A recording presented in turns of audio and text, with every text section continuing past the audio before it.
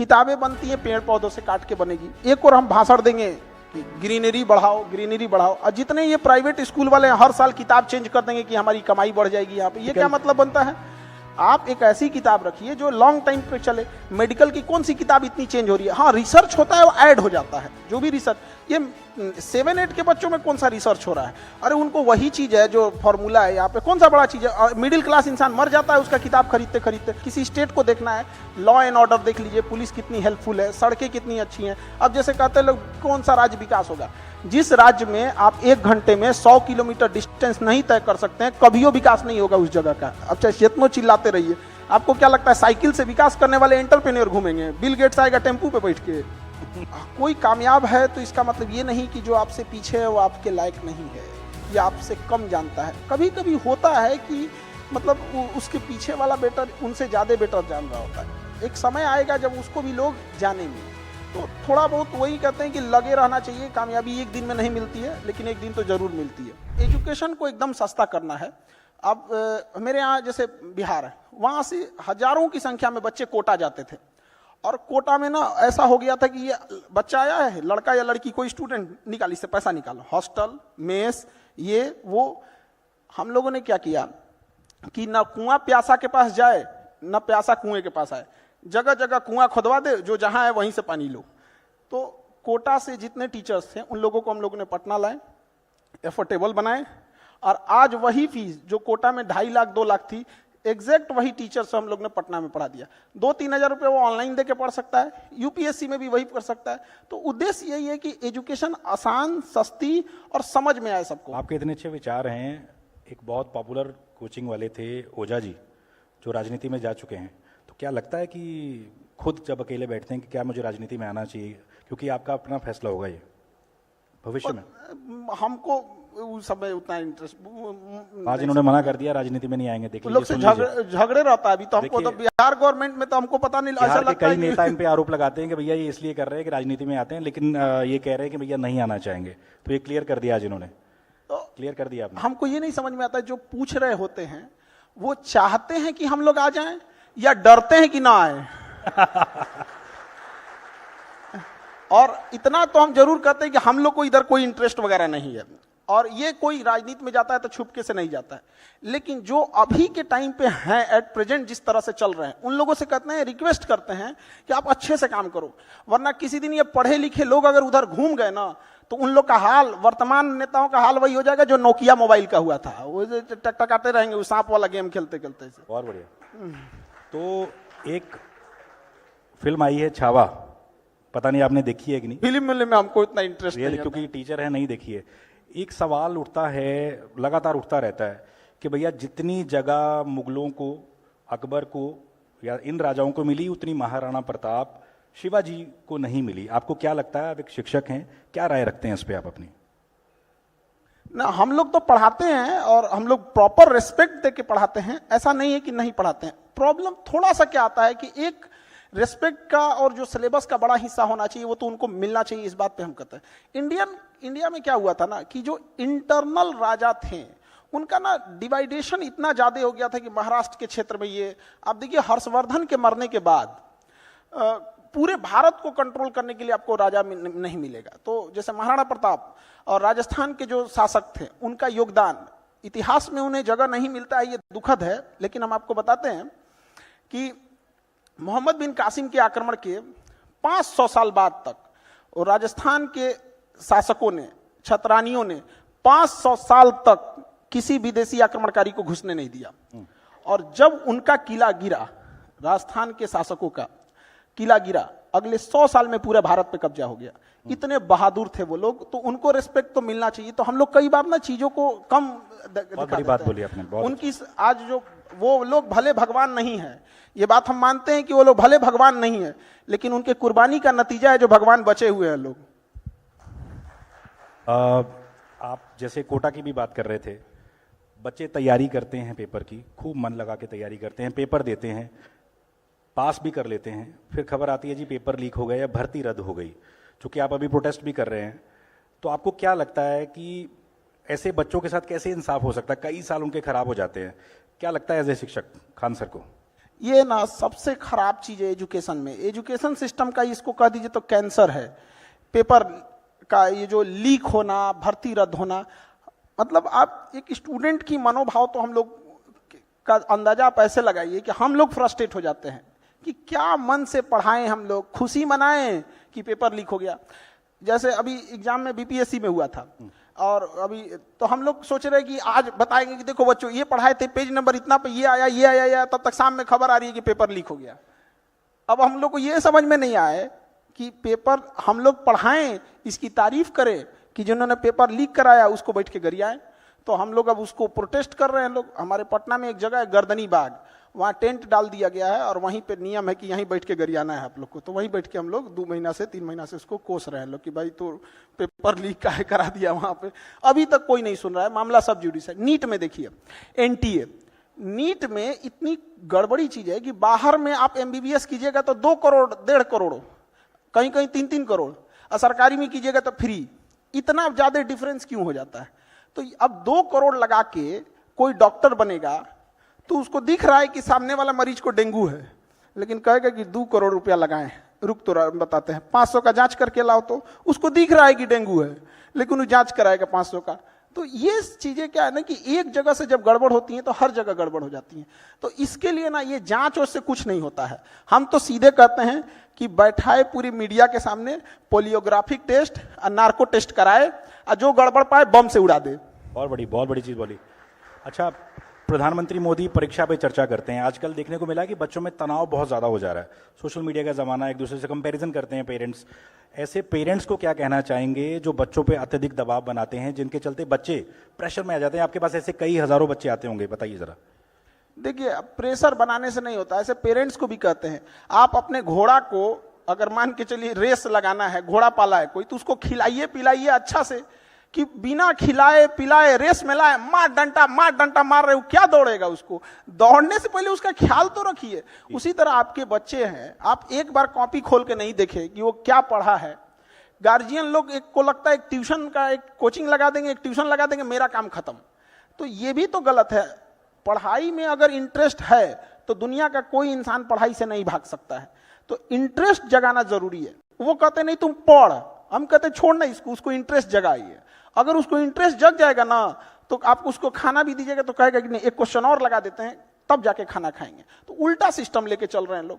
तो गार्जियन को भी समझना पड़ेगा। आप एक बच्चे का तकलीफ समझिए, वो बड़ा संकोच करता है, उसके ऊपर बहुत टेंशन रहता है। वो जिस एज ग्रुप में है उस एज ग्रुप में उसको बहुत प्रॉब्लम होता है। वो ना कभी कभी टेक्निकल चीजें नहीं समझ पाता है, एज है उसमें घूमने फिरने में लग जाता है। तो थोड़ा उसको नर्चर करने की जरूरत है।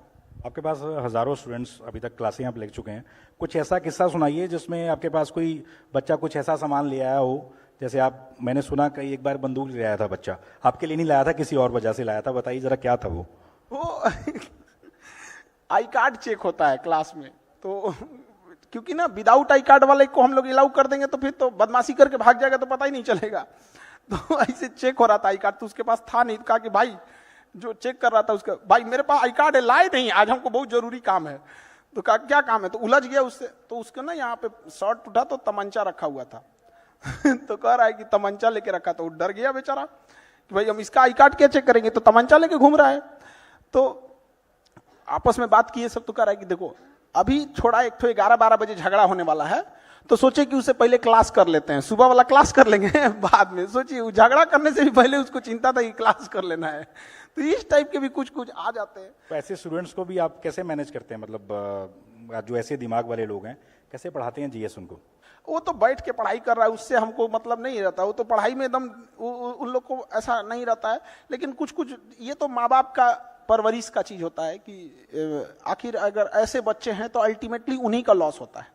हम लोग कितना भी पढ़ा दें, लेकिन ये जो गलत रास्ते पे एक बार चला जाता है वो लौट के नहीं आ पाता है फिर। अच्छा, चूंकि हमारा थीम है एजुकेटिंग इंडिया 2030, तो आपको क्या लगता है किताबों में भी बदलाव होना चाहिए? वही पुरानी किताबें पढ़ रहे हैं बच्चे एनसीईआरटी की, बदलाव हो रहे हैं लेकिन उतने लेवल तक नहीं हो रहे। आपको लगता है कि अब वक्त आ गया कि भैया बदलाव होना चाहिए, तभी बच्चे कुछ प्रैक्टिकल, क्योंकि जो हम स्कूलों में पढ़ते हैं आपको भी पता, वो प्रैक्टिकल में काम नहीं आता बच्चों के, जो भी किसी भी जॉब में हो। क्या लगता है खान सर को? देखिए, एनसीईआरटी बुक बहुत रेलेवेंट है, उसको अपडेट हमेशा आते रहता है कुछ कुछ अपडेट। ये किताबें चेंज करना ना, ये कमाने का एक फैशन हो गया है। किताबें बनती है पेड़ पौधों से काट के बनेगी। एक और हम भाषण देंगे कि ग्रीनरी बढ़ाओ, ग्रीनरी बढ़ाओ, और जितने ये प्राइवेट स्कूल वाले हैं हर साल किताब चेंज कर देंगे कि हमारी कमाई बढ़ जाएगी यहाँ पे। ये क्या मतलब बनता है? आप एक ऐसी किताब रखिए जो लॉन्ग टाइम पे चले। मेडिकल की कौन सी किताब इतनी चेंज हो रही है? हाँ, रिसर्च होता है, वो ऐड हो जाता है, जो भी रिसर्च। ये 7-8 के बच्चों में कौन सा रिसर्च हो रहा है? अरे उनको वही चीज है जो फॉर्मूला है यहाँ पे, कौन सा बड़ा चीज है? मिडिल क्लास इंसान मर जाता है उसका किताब खरीदते खरीदते। एक आदमी थे हमारे यहाँ पटना में, तो उनको मतलब हमारे पास आए कि सर कुछ पैसे चाहिए हेल्प। हम क्या हुआ? तो कहे कि मेरी बेटी, उनको पढ़ा रहे थे बेटी को, तो कहे कि उसको ना री एडमिशन लेना है। हम कहे फेल हो गई क्या? तो कहे नहीं नहीं, पास हो गई ना तो प्रमोशन का भी पैसा लगता है। मतलब उसको पैसा इसलिए लग रहा है कि पास हो गई तो फेल हो जाना चाहिए उसको। ये क्या सिस्टम बना के रखे हैं? मतलब बच्चा पास हो गया तो फिर उसको, मतलब उसको ना, वो स्टूडेंट नहीं है, उसको हर कदम पे नोच लो इसको। यहाँ उसको बेहतर किताब रखिए, सिस्टमेटिक। 1 नेशन 1 इलेक्शन की बात करते हैं, 1 नेशन 1 एजुकेशन की बात क्यों नहीं करते हैं? तमिलनाडु में अलग सिस्टम है, गुजरात में अलग है, बिहार में अलग है। एक जैसा सिस्टम रहना चाहिए। लैंग्वेज आप पढ़ाइए, गुजरात में गुजराती लैंग्वेज को पढ़ाइए, गुजराती कल्चर को पढ़ाइए, बट ओवरऑल तो सेम रहना चाहिए। किताबें बार बार चेंज करने से बिना मतलब का फाइनेंशियल बर्डन बढ़ता है। और ये जो आप कहें कि जो किताब है और उसका जो यूज नहीं आता है, तो किताब में एजुकेशन से रिलेटेड चीज है, और जब हम वर्किंग में जाते हैं तो वो स्किल्ड ढूंढता है। तो स्किल्ड अलग हो गया, एजुकेशन अलग हो गया। आखिर हमें भीड़ में से सेलेक्ट करना है किसी को, तो हम कैसे सेलेक्ट करेंगे? A single sheet of marksheet can not decide my whole career. लेकिन हमारा मार्कशीट ये जरूर बता देता है कि 10th में हम सिंसियर थे कि नहीं थे। ग्रेजुएशन का मार्कशीट हमें ये जरूर बता देता है कि उस टाइम फ्रेम में हम सिंसियर थे कि नहीं। इस आधार पर हम ये आइडिया लगा लेते हैं कि ये इंसान थोड़ा सिंसियर होगा। बाद में उसको ट्रेनिंग स्किल तो सब देना ही पड़ेगा ना। अच्छा, भारत की करोड़ों की आबादी जो है युवा है। दुनिया में होता है कि सबसे युवा आबादी भारत में है। खान सर, क्या लगता है आपको, जो हिंदी वाले स्टूडेंट्स स्पेशली इस आबादी का बड़ा हिस्सा हैं, वो खुद, उनको लो फील कराया जाता है और वो खुद लो फील होते भी हैं। क्या मैसेज देना चाहेंगे ऐसे स्टूडेंट्स को कि भैया हिंदी मीडियम या इंग्लिश मीडियम कुछ नहीं होता? क्या कहना चाहेंगे इस पे? ये ना छुपा दिया जाता है हिंदी मीडियम या इंग्लिश मीडियम। ये जो सीबीएसई और आईसीएसई है, इसमें गरीब इंसान मर जाएगा वहां पे। वो बताइए आपको, आप कोई अभी ऐसे स्कूल दिख रहे जिसे 15,000 रुपये फीस है, वो गरीब का इंसान कहाँ जाएगा? वो तो मजबूरी में जाएगा ऐसे स्कूलों में जहां पे वो सरवाइव ना कर पाए। तो वहां पे उसको कह दिया जाता है हिंदी मीडियम। छुपा रहा है। हिंदी मीडियम कह देने से ना वो लगता है कि उसकी इंडिविजुअल गलती है, और इंग्लिश मीडियम करने से लगता है उसकी इंडिविजुअल उसका कोई अचीवमेंट है। वो एक गरीब स्कूल हो गया जिसमें आम आदमी नहीं पढ़ सकता है। जितने अच्छे स्कूल्स हैं, ये जो आपको जो बहुत बड़े लोग कह रहे हैं कि हम ये स्कूल्स हैं, सरकारी स्कूल में एक बार भेजिए, उनको अपना कॉन्फिडेंस फील हो, अजीब सा होने लगेगा। जनरल डिब्बा में घुसते ट्रेन के एक अलग सी फील आती है, भैया हम कहाँ फंस गए, निकल पाएंगे कि नहीं निकल पाएंगे। तो जनरल डिब्बा का हाल क्या हो जाता है? 2 स्टेशन पहले आदमी निकलने की तैयारी कर देता है कि भाई निकलना है, चपा जाएंगे गेटवे पे। ये हाल हो जाता है। और वो एसी वाला, उसको भीड़ भाड़ नहीं है, ट्रेन रुकने के बाद वो निकलता है। तो हमारे यहाँ तो एजुकेशन भी 2 टाइप का है, अमीरों के लिए अलग है, गरीबों के लिए अलग है। अगर ये एक जैसा रहता है जैसे चाइना में, नहीं हो सकता यार। हम लोग को देखिए, हम लोग का अस्तित्व क्यों है? क्योंकि सरकारी स्कूलों में या जो स्कूलिंग एजुकेशन है, वहां उस बच्चे को प्रॉपर ढंग से कुछ ना कुछ कमी रही थी तो भी हमारे पास आया। जब तक हम लोग हैं, वो ये बात को बता रहा है कि स्कूलिंग में कमी है। जिस दिन वो प्रॉपर हो गया, हम लोग की जरूरत ही नहीं पड़ेगी। तो हिंदी मीडियम वाले बच्चों को क्या मैसेज देंगे कि भैया लो फील ना करें आप? जैसे बाकी मुल्कों में, रूस में रशिया को, रूसी भाषा को प्राथमिकता दी जाती है, यूरोप में भी यही है। भारत में क्यों शर्मिंदा एक फील कर रहा है आदमी भैया हिंदी बोलने पे? आप हिंदी के ब्रांड एम्बेसडर की तरह हैं, इसलिए पूछ रहा हूं आपसे। जबरदस्ती उनको शर्मिंदा होने की जरूरत नहीं है। हम खुले मंच से कहते हैं कि मेरी जिंदगी का अगर कोई सबसे अच्छा डिसीजन था तो हम इंग्लिश मीडियम छोड़ दिए थे। वो हमको कुछ बुझाइए नहीं रहा था वहां पे, बस मैं I go to drink water sir, और उसके बाद कुछ समझ में नहीं आता था। पूरा पढ़ के याद कर लेते थे और सब चीज याद कर लेते थे, और समझ में आता नहीं था तो हम छोड़ दिए वहां पे। इधर आए तो समझ में आने लगा। प्रॉब्लम क्या है ना कि हम लोग इंग्लिश को अलग से वरीयता दे देते हैं। हमारे यहाँ पटना एक तो फ्लाइट जा रही थी, दिल्ली से पटना फ्लाइट, तो फ्लाइट वाले को तो पता है कि भाई पटना जा रहा है, वहां का रीजनल लैंग्वेज भोजपुरी, मैथिली भोजपुरी है। तो एक एयर होस्टेस थी, वो एक बूढ़े बाबा थे, उनके किसी बेटे ने टिकट बुक किया होगा, उसमें खाना बुक कर दिया था, तो उन्होंने खाना दे दिया। एयर होस्टेस पूछ रही है बेवरेज बेवरेज, वो आदमी को बेवरेज बुझा रहा है। वो आदमी बेवकूफ नहीं था, वो पूछने वाली उनको नहीं समझ में आ रहा है, बूढ़ा आदमी वो बेवरेज पर कंफ्यूजन में है, बेवरेज बेवरेज। वहां पे भाई आप तो एक तो सॉफ्ट ड्रिंक कोल्ड ड्रिंक उठा के बेवरेज थमा के रख दिए हैं। तो उनको ये लगता है ना कि भाई हम इंग्लिश बोलते हैं, मेरी एयरलाइंस बहुत अच्छी है। आप रसिया जाइए, चाइना जाइए, वो चाइनीज भाषा बोलते हैं। माओ जेडांग ने सीधे यही बोला कि भाई आप चाइनीज लैंग्वेज को रखिए, आपको ज्यादा जरूरत रहेगा, एक ट्रांसलेटर रख लीजिएगा। और वो बेचारे बूढ़ा आदमी कंफ्यूज थे। हम बाद में उनको कहे कि चाचा जी आपको कुछ इसमें, तो अब समझ में आया। तो वो चाचा जी थोड़ी ना, मतलब उनका एजुकेशन सिस्टम थोड़ी डाउन था। अभी महाकुंभ समापन होने वाला है, मैं लगभग 10-12 दिन महाकुंभ में था।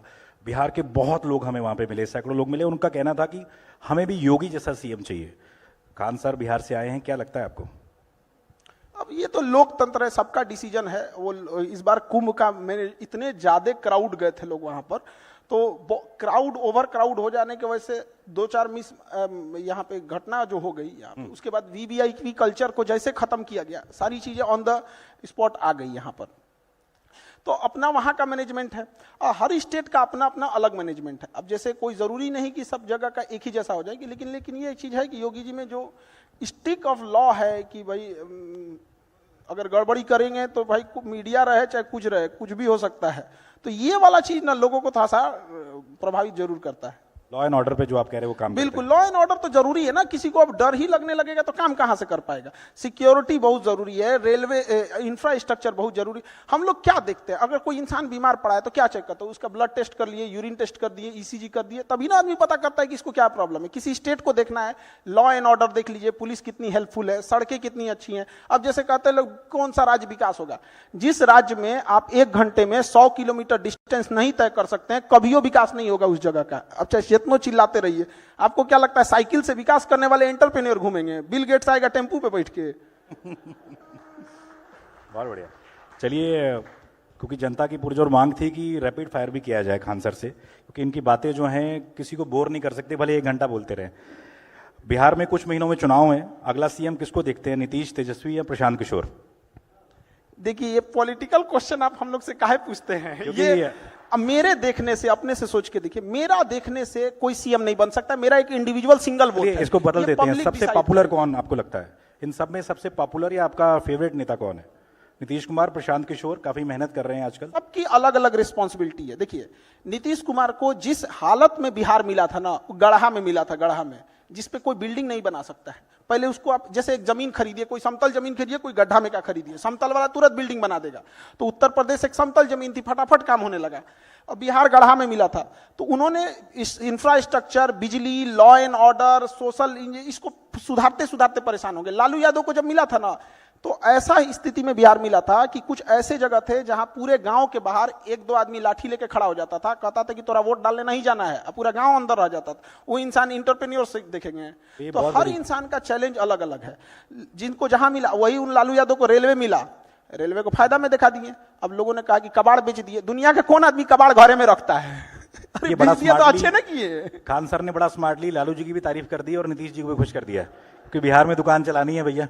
चलिए, इसके बाद आगे बढ़ते हैं।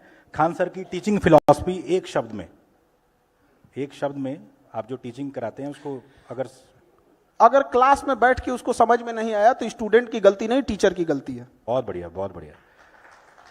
अच्छा, चूंकि आपने कई दोस्तों का नाम लिया अपना शुरू में, लड़कपन के दिनों में कोई याद आपको, कोई याद हो कि भैया ये किया था, वो किया था? हर किसी ने कुछ ना कुछ किया रहता है।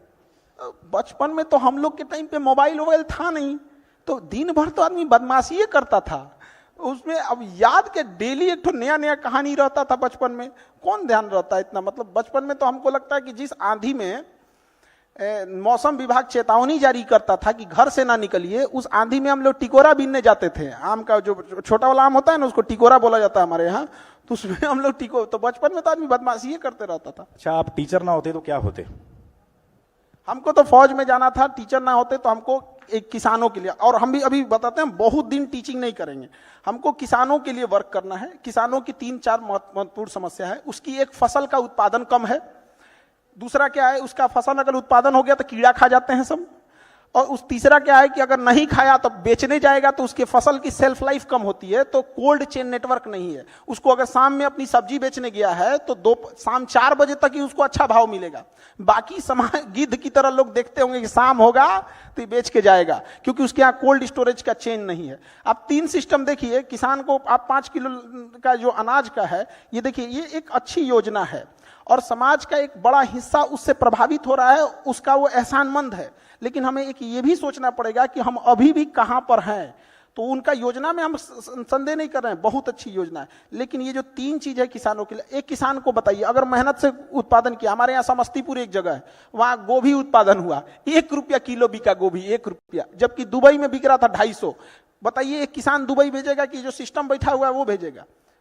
तो क्या मतलब बनता है? वो ट्रैक्टर चला दिया 1 रुपया किलो गोभी। अभी बहुत सारे लोग पूछेंगे, क्योंकि आप लोग दिल्ली में बैठे हैं, आप लोग को आइडिया नहीं लगेगा 1 रुपया किलो भी गोभी हो सकता है क्या? वहां ट्रैक्टर चला दिया समस्तीपुर में।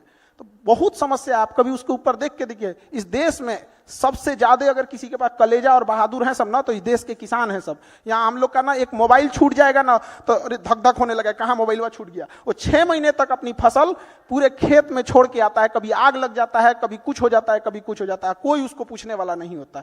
तो जब तक इस देश में किसान और महिलाओं का उत्थान नहीं करेंगे, कहाँ से आगे बढ़ेगा? आपने मोबाइल की बात की, देश के करोड़ों युवा जो रील पर सारा दिन फील करते रहते हैं, उनको क्या मैसेज देंगे? कितना टाइम वेस्ट कर रहे हैं अपना वो लोग?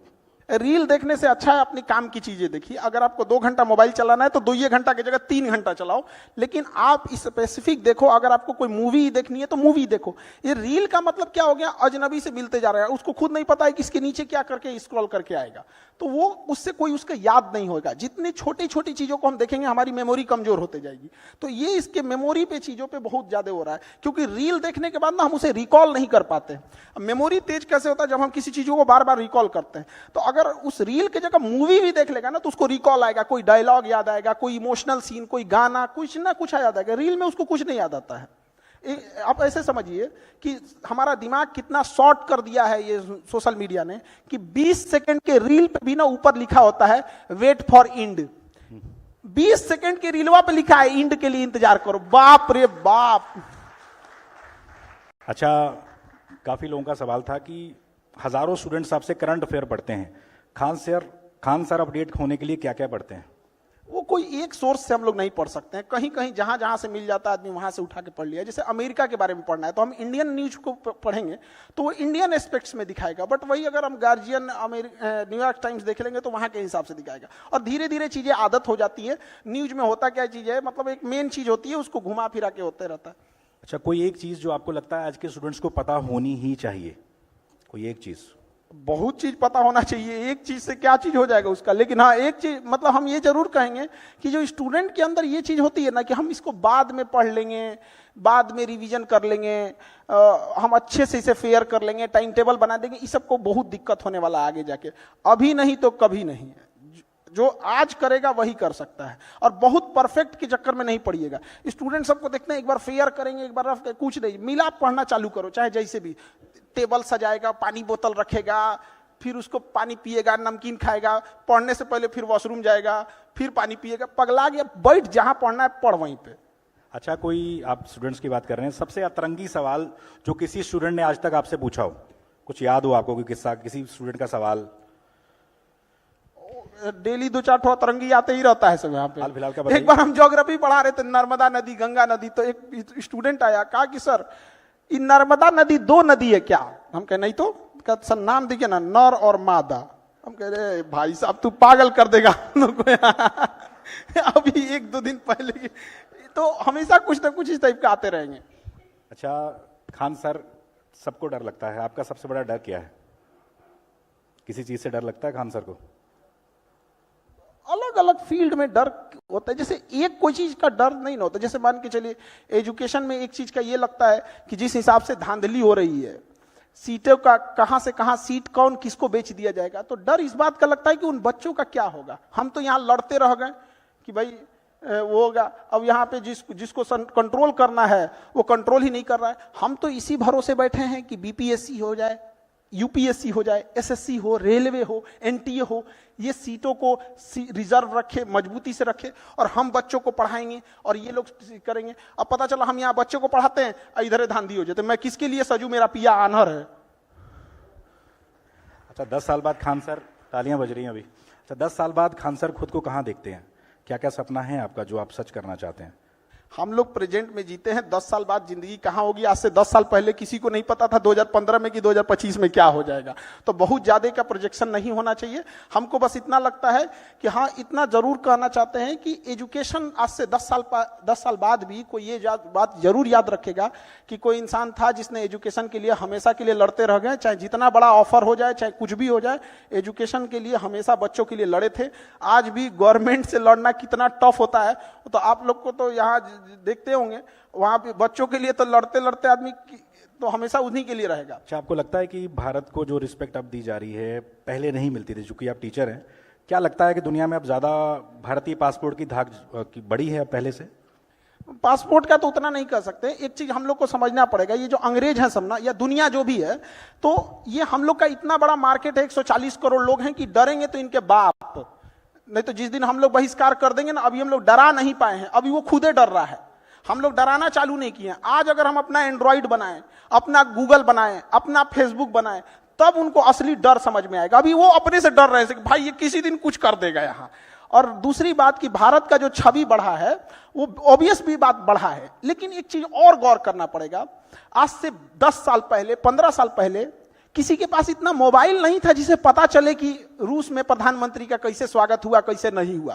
तो अभी जागरूकता बढ़ गई है। आज मोदी जी लैंड करते हैं तो दिख जाता है मोदी जी लैंड किए, उनको बस सैल्यूट दिया जाता है, दिख जाता है। लेकिन जब वही गुजराल साहब थे, अटल बिहारी वाजपेयी साहब थे, तो रिस्पेक्ट उनकी भी थी। वह व्यक्ति था जिसने अमेरिका के प्रधानमंत्री का फोन उठाने से पहले G20 भारत में अभी हो रहा है, G20 तब नहीं हुआ था। हाँ, G20 बहुत अच्छे से हम लोगों ने हैंडल किया। तो ऑब्वियस बात है कि हम लोग का ना फॉरेन पॉलिसी में बढ़ा है, बट थोड़ा सा गड़बड़ कहाँ हुआ है, आस पड़ोस में। आस पड़ोस में ये गड़बड़ हो गया ना कि हम लोग की छवि अलग टाइप की बनती गई है। थोड़ा जैसे बांग्लादेश, श्रीलंका, मालदीव, नेपाल, इलायची दाना बराबर देश हम लोग को, मतलब वो श्रीलंका, वो जिसके पास वो अपना जहाज नहीं था, वो मालदीव के पास अपना जहाज नहीं था, उसके प्रधानमंत्री को आने के बाद वो धमकी दे रहा है हम लोग को। तो ये चीजें नहीं होनी चाहिए। अभी जो बाद में माफी भी मांग लिया उन्होंने, तो ये तो पूरा बर्बाद करके मारा। ये तो हम देश की बात कर रहे हैं। छोटे छोटे शहरों से भारत की ऐसा टैलेंट निकलता रहा है, भले वो महेंद्र सिंह धोनी हो, इस तरह के तमाम लोग, खान सर भी। तो आपको क्या लगता है जो छोटे छोटे शहरों में ऐसा रॉ टैलेंट हमारा बैठा हुआ है, उसको क्या मोटिवेशन देंगे, क्या बताना चाहेंगे कि भैया लगे रहो, कामयाबी मिलेगी? हर शहर में ऐसे लोग हैं। अब थोड़ा सा क्या होता है ना कि इंडिया में जो इंसान सक्सेस हो जाता है, लोगों को लगता है ये बहुत अलग किया होगा। एक आध नंबर से या थोड़े मोड़े चीजों से अगर चूक जाता है तो लोग इंडिया में ना उसको थोड़ा भी रिस्पेक्ट नहीं देते हैं। ये बहुत खराब लगता है। कोई कामयाब है तो इसका मतलब ये नहीं कि जो आपसे पीछे है वो आपके लायक नहीं है या आपसे कम जानता है। कभी कभी होता है कि मतलब उसके पीछे वाला बेटर उनसे ज्यादा बेटर जान रहा होता है। एक समय आएगा जब उसको भी लोग जानेंगे। तो थोड़ा बहुत वही कहते हैं कि लगे रहना चाहिए। कामयाबी एक दिन में नहीं मिलती है, लेकिन एक दिन तो जरूर मिलती है। चलिए, बिहार में चुनाव है और लोगों को जैसे पता लगा कि आपसे हम मिलने वाले, तो उन्होंने पूछा जरूर था हमसे कि आपको क्या लगता है प्रशांत किशोर जिस तरीके से गांव गांव जाकर मेहनत कर रहे हैं, मेहनत रंग लाएगी, भले सरकार ना बना पाए, आपको क्या लगता है कैसा काम कर रहे हैं प्रशांत किशोर? लोगों को जागरूक करना ये बहुत अच्छी चीज है। और एक व्यक्ति ने इतना हिम्मत दिखाया जो गांव गांव जाके पैदल चल रहा है। हम तो कहते हैं जागरूक ना करके कोई पैदलों चल के देखे कितना टफ होता है, गर्मी, बरसात, ठंडा। और क्या सिखा रहे हैं वो, लोगों को क्या कह रहे हैं, शिक्षा पे ध्यान दो, स्किल्ड पे ध्यान दो, यही सब चीज। ऐसा थोड़ी कर रहे हैं कि मतलब कोई गलत चीज सिखा रहे हैं। तो लोगों को जागरूक कर रहे हैं, बहुत अच्छा काम कर रहे हैं। उनको नतीजों में भी देखने को मिलेगा, उनको जरूर। अच्छा, कल को कहें कि भैया खान सर जुड़ जाओ हमारे साथ, आप लोग हमको ना पता नहीं, हमको कभी कभी लगता है कि हम पढ़ा रहे हैं तो आप लोग हमको ये नहीं कहते हैं कि पढ़ाइए, बार बार हमको उधरे क्यों खींच के लेके जाते हैं? आप कह रहे हो बहुत अच्छा काम कर रहे हैं। चलिए, इन्होंने तो मतलब हम क्या कहते, खराब काम कर रहे हैं? इन्होंने नीतीश जी की तारीफ कर दी, लालू की तारीफ कर दी, प्रशांत किशोर की तारीफ कर दी। बिहार में चुनाव है, आगे आपसे हम दोबारा जुड़ेंगे। आज हमसे खान सर जुड़े, बहुत बहुत शुक्रिया आपका, हमारे इस कॉन्क्लेव में आप आए, बहुत बहुत शुक्रिया। आगे भी आपसे हम जुड़ते रहेंगे। Thank you very much.